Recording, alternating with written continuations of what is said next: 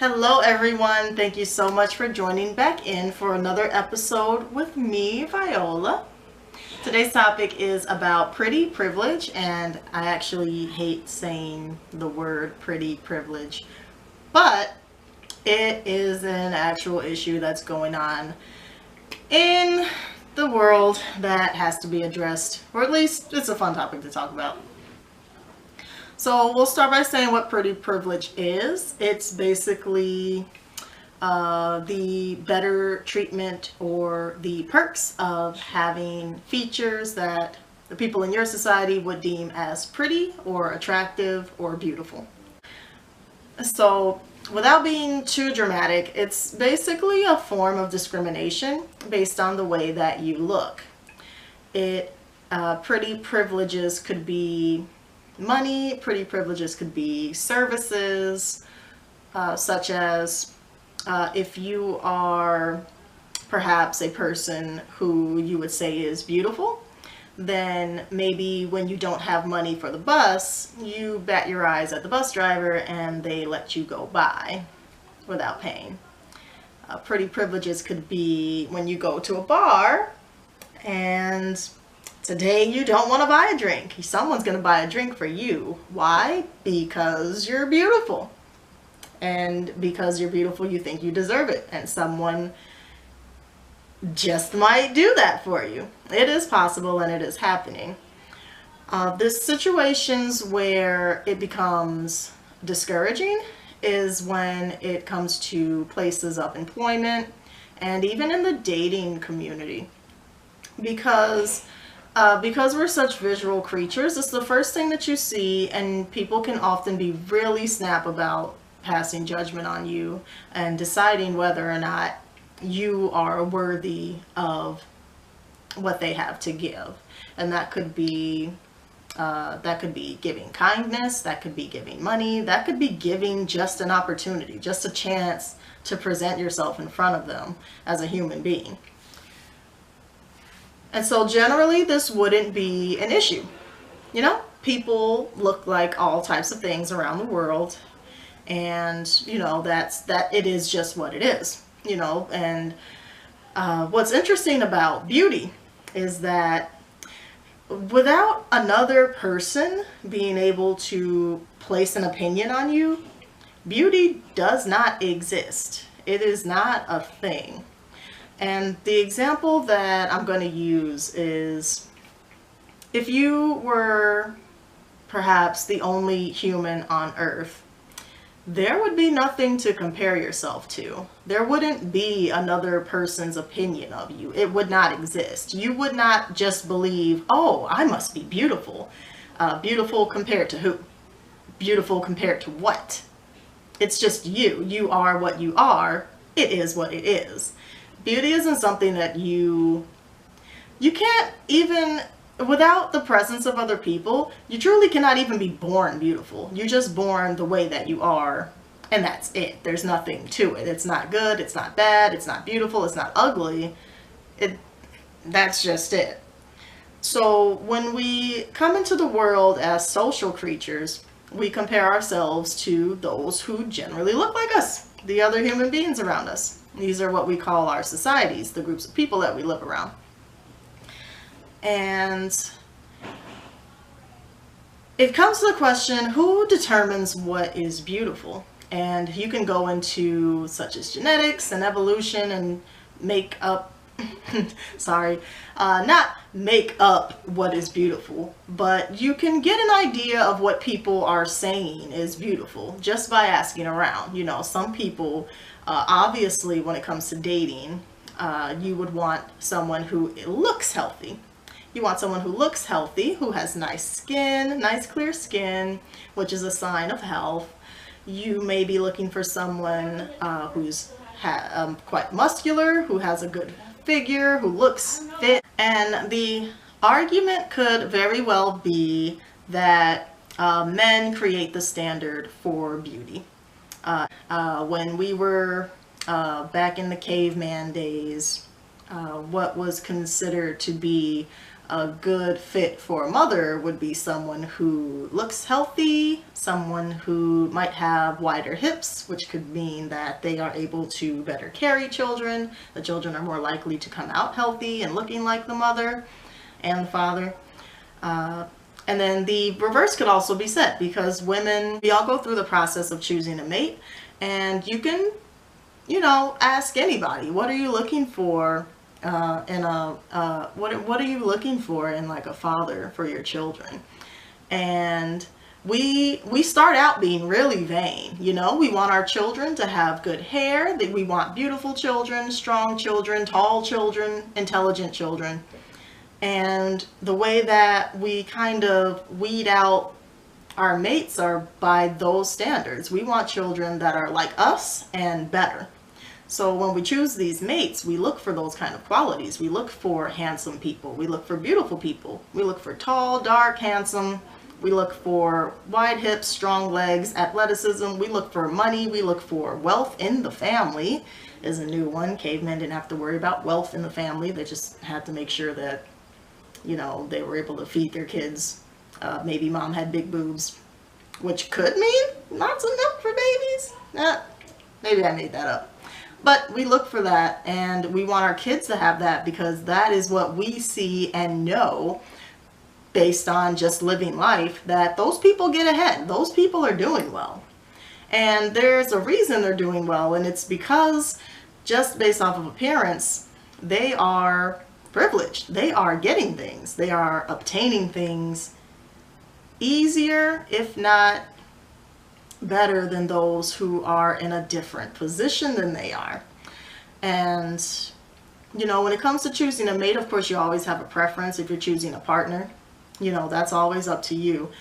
But it only becomes it becomes a true issue when it's your only focus, when that's all you can see is that, this person is hot, they deserve my attention. This person is hot, they deserve a chance. They deserve a second chance, a third chance, a fifth chance, even though the behavior or their performance is not backing that information up. So that's basically setting the floor for everyone else to see and say to themselves, well, I'm not that. I can't get ahead because I don't look like that person. And I can't get this job because I don't look the part.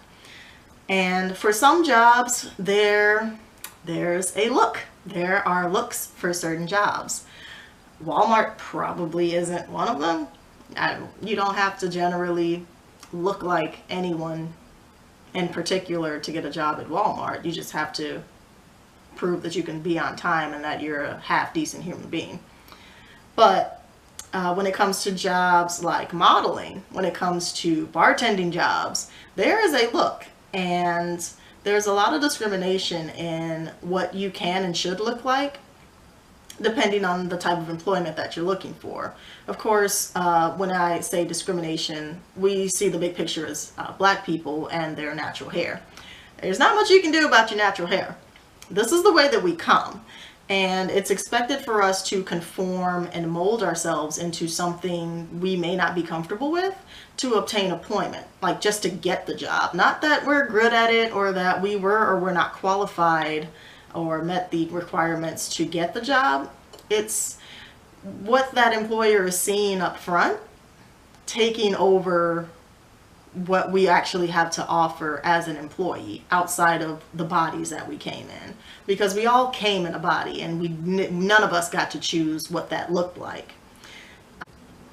It's a personal decision to look like something different than what you were born as. You shouldn't be required to do something like that for most jobs. Now, of course, if you're going for like a modeling job, then the job of a model is to represent an idea that that company or that photographer is trying to portray. And so, of course, they're going to be picky about what you look like. That's just the bottom line. Now, that's not saying that, if you don't fit the traditional model look like in glamour magazines, that's something totally different. You, as a human being,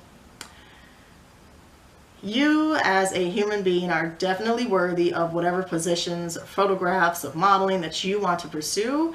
And even if those opportunities are not inherently built or already set up for you to walk into to interview for, we do have the option to create those positions, to create opportunities for those who don't look like supermodels, who don't look like Victoria's Secret models, people who don't look like Beyonce.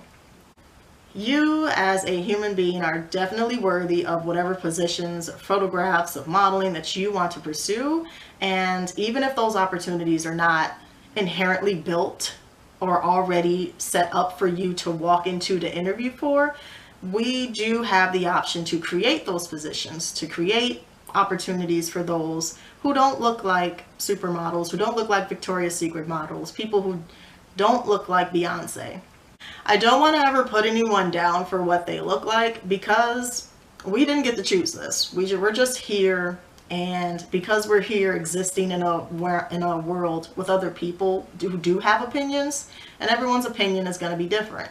You don't ever want to mold yourself to other people's opinions. And that's not a lesson that's being taught. It's not a lesson that's being taught to you, not through television, not through books generally. You have to, the route that most of us go through is being born, being told we're something, and fighting against it all our life. Instead of realizing that we were all born different. We weren't all given the same hand. We weren't all given the same face, the same skin, same hair. We just weren't. We were all created very uniquely. And to be able to look at the next person and say that you were created wrong or incorrectly, or, you were created at a below standard than the rest of us, it's just not true. There's no truth in that. No, not from anybody. That's not the truth about people. It's just like if you got a bag of chips and each chip is shaped differently, no one bats an eye at that. We expect no two chips out of a bag to be exactly the same, or even halfway in a similar fashion. That's not expected of a bag of chips. We all know that those just come out as random. But when it comes to people, we choose to put a label on those who just don't fit what we have been previously told, because no one's born just believing what is. We don't, like I said in the beginning of the video, if it was only you on earth, there's no beautiful or ugly people. It's just you. And if there were other people, unless that other person decided, or, based on seeing that you were different than them, perhaps they could believe and have that sort of complex where I'm the standard. I'm what's beautiful. That's a pretty conceited way to think, but it happens. It's everyone's living their own life, and everyone believes that they're their number one. And you are your number one, but you're not the only one. That's the difference. You're not the only one, and you are not the standard. So that's where the insecurities begin to form, is when we place judgment onto the next person based on what we have been told to be true about ourselves and about other people. And we build this game at that point. At that point, it becomes a game. It's either you can play the social justice route, where everyone should be treated equally and we shouldn't see the differences as a way to put other people down, or you play the game where you are aware that there are differences that can cause you to be held back in life, and now you have to play the hand where you're going to conform. You're not going to fight it. You're going to conform to it. You're going to say, okay, I see that long hair is what's beautiful. I'm going to get long hair. That's just it. So on the social justice side, the argument would be you shouldn't have to change yourself to be accepted by other people, to be able to have the same opportunities as others. And then on the other hand, we have, that's the game, you're just a player in it. And I would always say it's always up to you which side of the game you want to take, because each route isn't for everyone. Some of us may not be strong enough to be able to play the social justice route, if any or all the time. And some of us are just tired of playing the I'm gonna look like what they want me to look like so I can get ahead. Some of us are tired. We don't want to do it. But in any case, whichever side you choose, it's a game of leverage. It's a game of leverage, and it's not fair. It is not fair, and the life that we are living is not fair.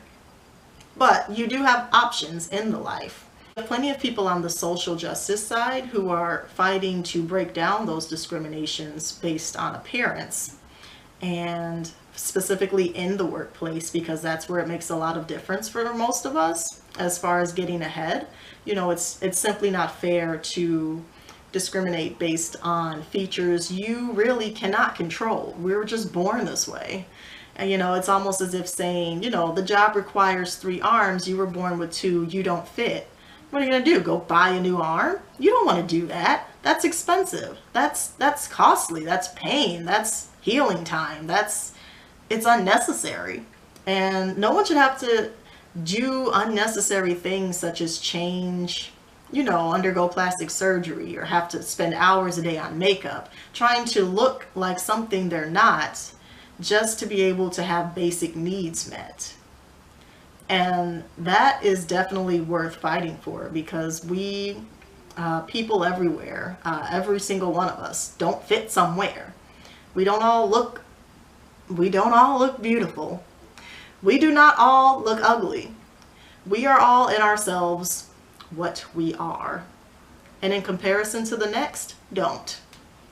Just don't do it. You cannot win in comparison to the next person. There is no one beautiful, there's no world's most beautiful person. And that's because everyone in every country would say, oh, the big butts are in. And someone over here is going to say, no, the large thighs are in. And someone over there is going to say, no, I like the 3-rib look. And you'll never win. You'll never win with everyone. No one's going to make it to the top of beauty. And, you know, magazines can tell you all types of things about what that editor believed won the beauty contest. But at the end of the day, you know, there's going to be a line of people. There's going to be a line of people. There's going to be a long line of people going against it. You can't win at it. That's the game. You don't get to win. You just get to play, and hopefully you get the job you wanted, or hopefully you get the guy you wanted. When it comes to dating, when it comes to finding friends, when it comes to just talking to anybody you don't know, there can be some anxiety about what that other person thinks of you. And that is all encapsulated in human nature. We all think that. Had we only been a singular thing on Earth, it'd be great. But nope, there's millions of us walking around, human beings, interacting and creating ideas about one another all the time. We tend to all crowd around people who look like us in a general sense. And it's expected to do so. It's almost so expected to do so that if the two ever mixed, other people would start to judge you immediately. They will let you know. Other people find it their job to let you know when you don't belong with a certain group of people. Those who lay on the more attractive end of the spectrum, they know who they are. It's not hard to tell. Those are the people who are always getting compliments. Those are the people who are given things just because they showed up and looked someone in the face. Those are the people who are batting the eyelashes with confidence, knowing that they look good, knowing that they possess the hip size, the breast size, knowing that they have the wide shoulders, knowing that they have the straight teeth, the straightened eyebrows. They know they have the fair skin tone. These are the things that we're being told are, youthful, beautiful, and sought after by everyone. And we cannot all have it. It's not, you know, something that is, we don't all have it.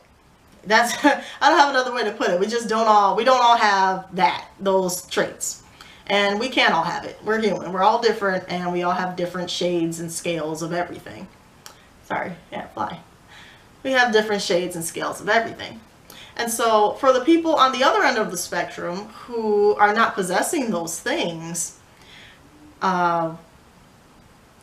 it's hard to have the two to come together in the middle for the more average looking people, I suppose we'll call them.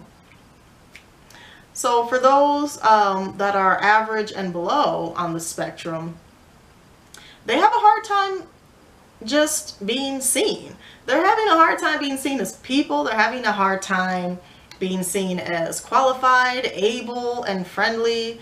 And it's unfair for them that they have to work so hard.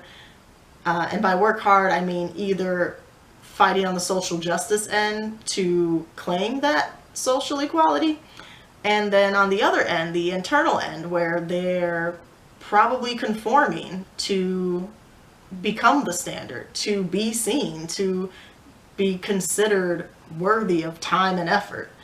And for the rest of us on the far side, you know, of course those on the high on the attractiveness end, because it is a privilege, it's not one that's easily recognized. It's not one that just clicks in your head like, oh, like, you know, like if you have lots of money, you know you have lots of money, you know there's people without it, and their struggles, you have no idea. You don't even think about that. It's not a thing in your head.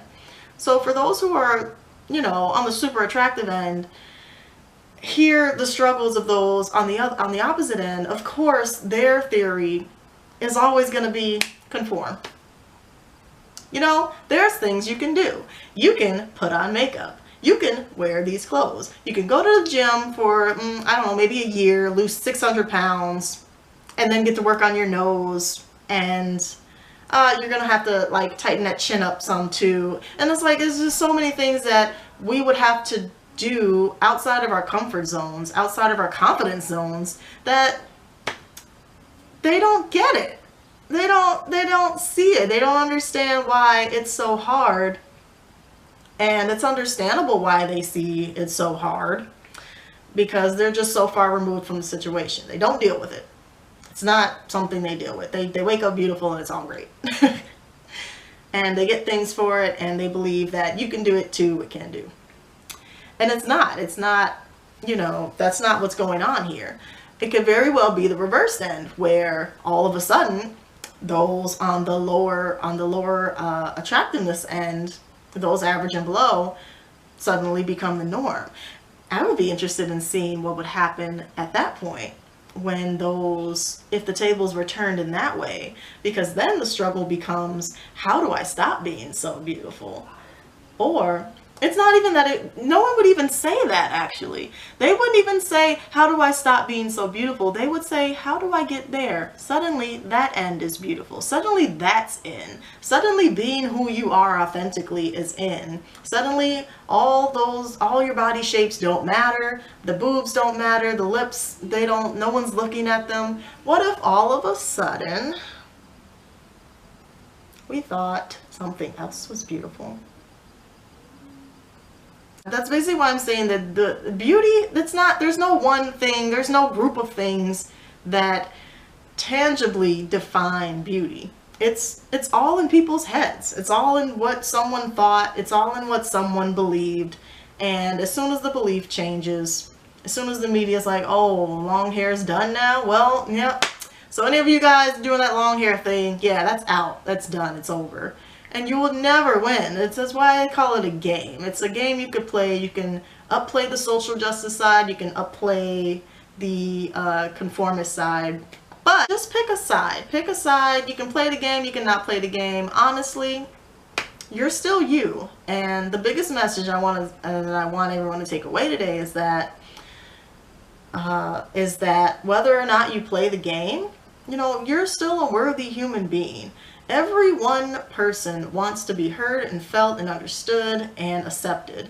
And just because that may not be happening for you right now, it's definitely not a lost cause to keep trying. It's not a lost cause to try to find people who are accepting of you. It's not a lost cause to apply for jobs that generally wouldn't take someone with your look. It's not, it's a really big push and it's a really big leap, but I know you can do it. It's in you.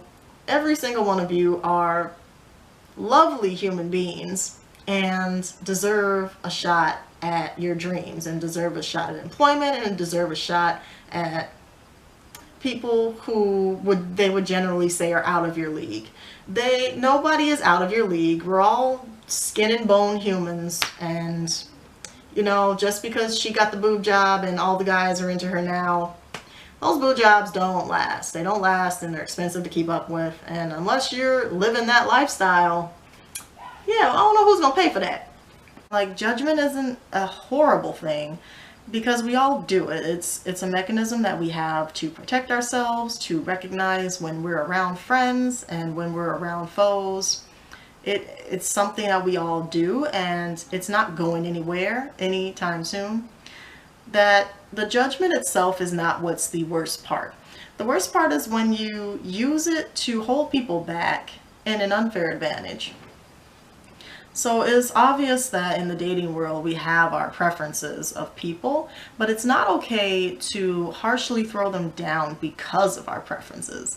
You know, our preferences don't make us, and they don't make the people that we come in contact with any more or less than they are. We're all on the same level playing field outside of us believing otherwise.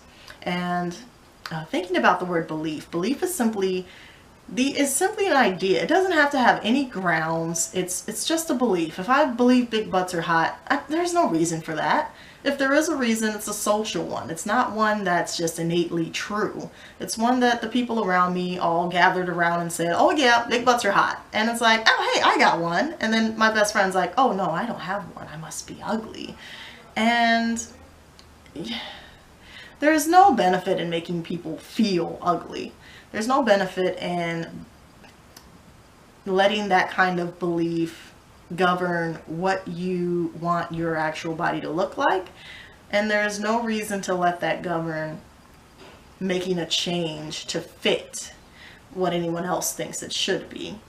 Because beautiful is not, it's not an aspiration. It's not something you can get to. And it's not like a sport where I want to go to the NBA championships. Like, you can do things and work on that. And once you have it, you have it. No one can take it away from you. Once you've made it to the NBA, you're in it. You're part of the club. It's good. And then eventually you'll get out. And beauty is something like that too. Only it's always a moving target. You could be beautiful here. You could not be there. You would always be changing something to try to keep up with what beautiful is supposed to be.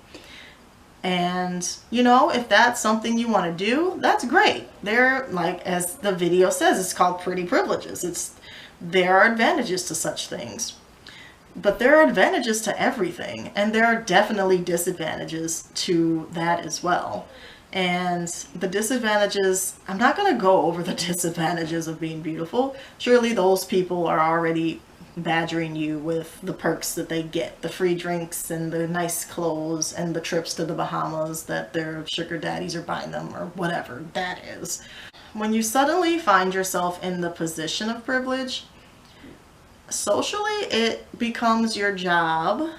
It socially becomes your job to advocate for those who are not in your position. Because when you have so much power, when you have so much ability, it's generally seen as it's seen as a waste not to help someone get to where you are. It seems a waste for you to just claim that glory all for yourself and not give back from it. And so that is, and I say that because when we think about privilege, the first thing that, of course, we think about would be white privilege. Is that this is something that they were born with. They didn't choose to be white. They just happen to have it. And there's just all these perks for them. There's just all these things that they have access to. And the rest of us are like, hey, what about us? We can't get that. You know, oh, you got the job just because you were white, and what am I going to do? Become white? There's no procedure for that. There's nothing I can do about that. Being in a place with such power, it doesn't help you.